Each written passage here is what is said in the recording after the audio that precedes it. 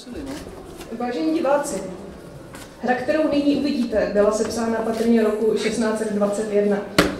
Knižně byla vydána v roce 1889. Do češtiny přeložena letos na jaře, zbásněna v létě, nastudována na podzim. A my vám ji nyní přinášíme v obnovené premiéře takřka 400 let od jejího prvního uvedení. Naším cílem je připomenout vám, milovníkům divadla, že první čtvrtina 17. století zdaleka neobsahuje pouze Shakespeareova dramata, ale i hry anonymních autorů, kteří se snažili zvýšit vyhlas toho, co právě prodávali.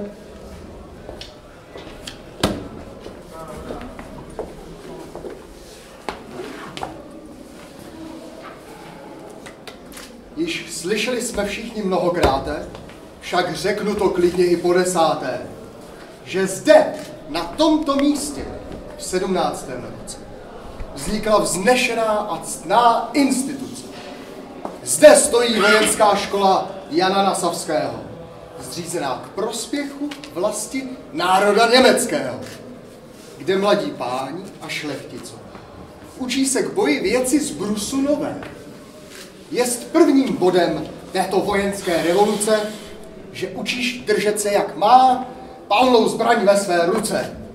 A to podle vzoru Mořice Oranžského, prince a bratrance Jana Nasavského. A také šarmovat, na koni jezdit a správně držet píku. By voják vše jak má činil už ze zvyku. Druhého bodu vznešený je cíl. Dokonale zvládnouti nizozemský drill. Za třetí se učí stále znova a znova, co je sestava pochodová a co zas bojová. A jak člověk držet má se vysoko a jak daleko. Jak udržet vzdáleností věc je nelehkou. A když zavelí se k boji s přesilami, jak zdárně sekundovat rezervat. Čtvrtý bod, to myslím, netřeba diskutovat. Zde učí se, jak správně vojáky ubytovat. Když zdárně zvládnete i bod pátý, sám princ Mořic radostně sklepne baty, neb naučili jste se podle jeho vzoru fortifikací čelit nepřátelskému vzdoru. A poslední máme tu bod šestý. Zde se učí, jak cizí pevnost snadno připadne vám do područí. A jaké prostředky k tomu použili ti, co se Španěli ve Flandrech bojovali. Praktiky neznámé po celém světě, které však větu po větě pan Jan Nasavský pečlivě pozbíral a sám i využil v bojích, jež vyhrál. Pro zdárné provedení hry a zaujetí diváků byla nutná interakce herců s publikem a zatažení přihlížejících do děje. Tomu mohlo napomoci instruování některých diváků k tomu, jak mají reagovat. Ale tohle zní všechno moc hezkýho, ale takovýhle studium musí zabrat hrozně moc času. Pánové, když student odolává benílenosti, pochopí látku ve vší své celosti a zvládne všech těch 6 kroků, ne později než za půl roku. V tom učení je věcí věrudosti. Však vystříháš se složitostí, vše bude vypadat jednoduše, že to pochopí třeba i prostáčkova duše. Zkrátka a dobře, s trochou snahy, naučíš se vše bez námahy v naší slavné vojenské škole. Jak sobě získati bitevní pole, dle přesného návodu našeho pána, hraběte z Jasau, hraběte Jana. Vše pečlivě má totiž rozkresleno a názorně jasně vyvedeno. A takto nabité vědomosti cvičit pak už sám můžeš do sytosti. Já vojákem jsem byl po dlouhý čas. Široko, daleko, víc než kdo z vás. A i když byl jsem se všude jak rek, tak za tu celou spoustu let, i když mu svůj meč mám ostrý jak břitvu,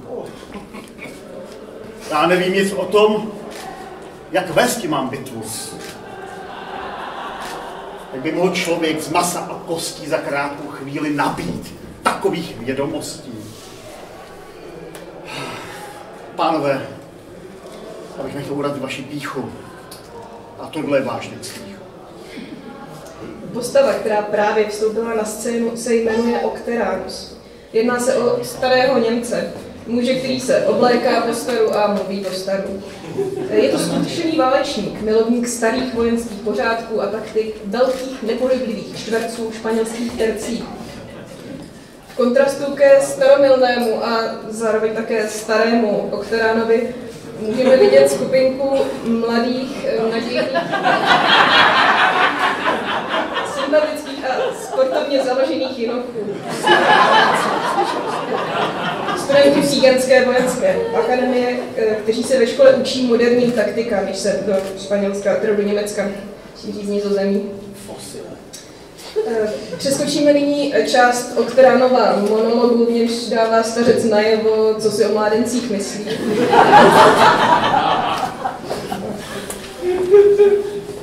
Jediné, co je Octeranus ochoten přijmout, je fakt, že se Sígenská škola nesnaží nahradit válečnou zkušenost.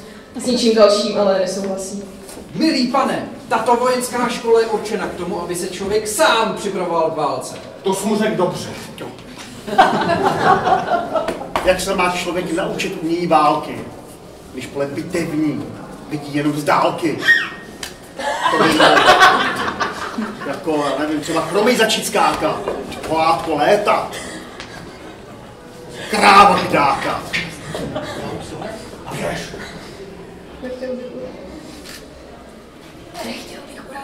Nechtěl bych urazit, pánové, vaši pýchu, a to nemáš jak smíchu.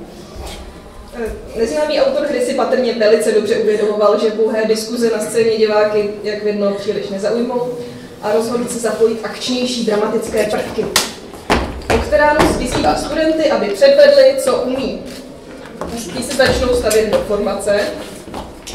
Ovšem Octeranus se hned vysměje tomu, jak neprakticky mělká jejich formace je. Pánové, tohle má jednu vadu. Kde máte druhou řadu? Zdravý rozum velí, že v bitvě se musíte dostat k nepříteli. Ha! A k čemu je mít ti tisíce mužů pospolu, když nemohou dostat svému úkolu? Co? Skolit svého soka v jediném mžiku oka. Studenti se rozhodnou přesvědčit Octerana svými schopnostmi v ovládání zbraní. Ten ovšem považuje jejich umění za prasprosté kejklířství.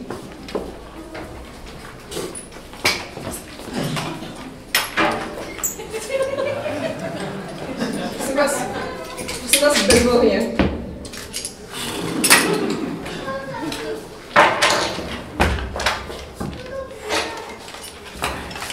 A už mám nabito.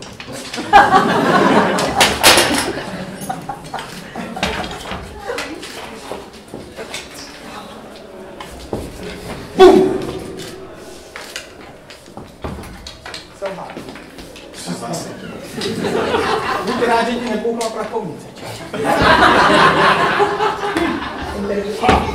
Omlouváme se divákům, že v tomto dramatickém kusu s ohledem na prostor nepoužíváme píku v délce 4 až 6 metrů, ale na jejím místě kratší kopí, pocházející ze starších historických období. Jeho využití ovšem zcela schvaluje milovník starých pořádků, která Pích! Když Octeranus prohlásí, že je bitvě nejdůležitější zůstat pevně stát na svém místě, studenti pochopí, že bude nutné všechno náležitě vysvětlit.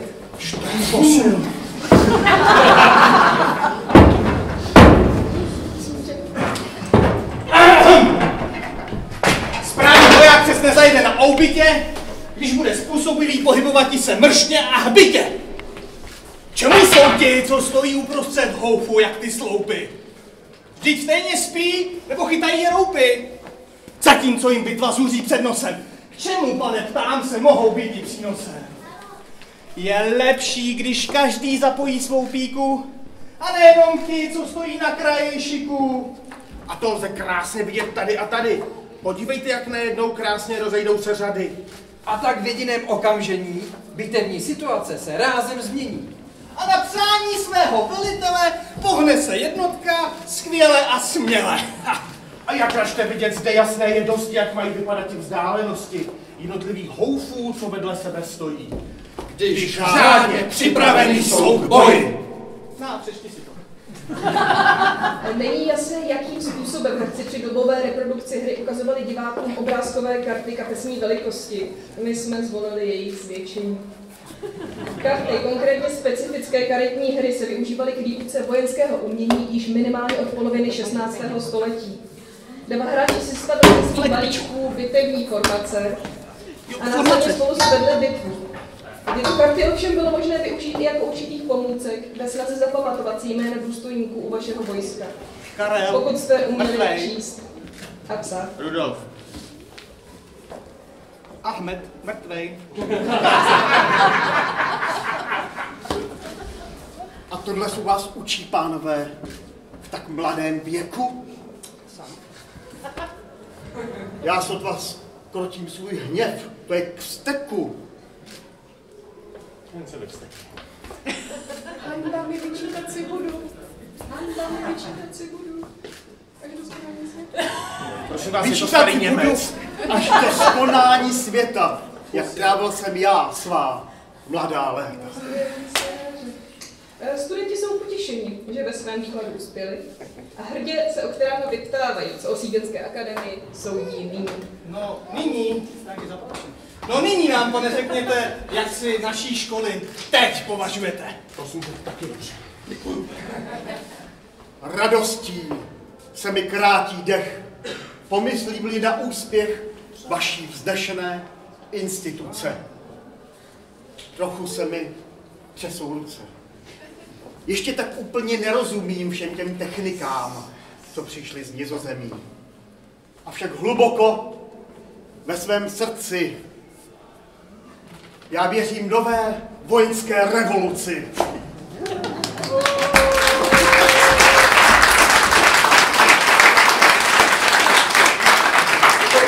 Ovšem stále ještě lační po dalších informacích a studenti proto vysvětlují dál. A hlásat ti budu, čemu jsem nevěřil, že aniž bys můj život v bitvě nasadil. Válečné záležitosti a taktickou sílu se naučit můžeš zde, i v dobách míru.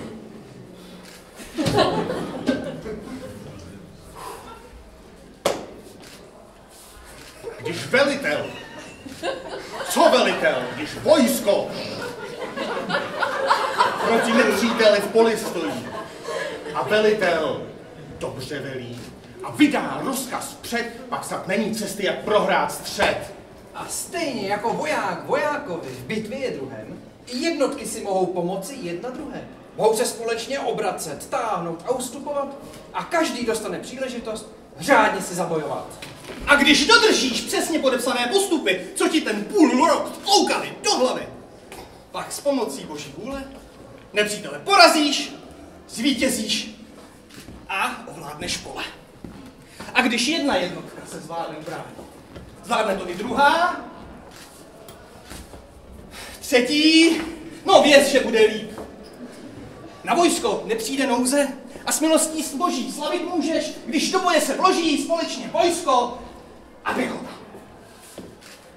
A pak společně v řadách nepřítele zasejí zmatky.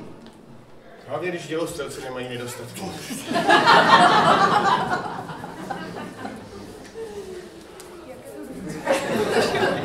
Je to hodně starý Němec. Jakého důkazu jste teď použili? Začíná to být nad mé síly. No to ještě není všechno, víš?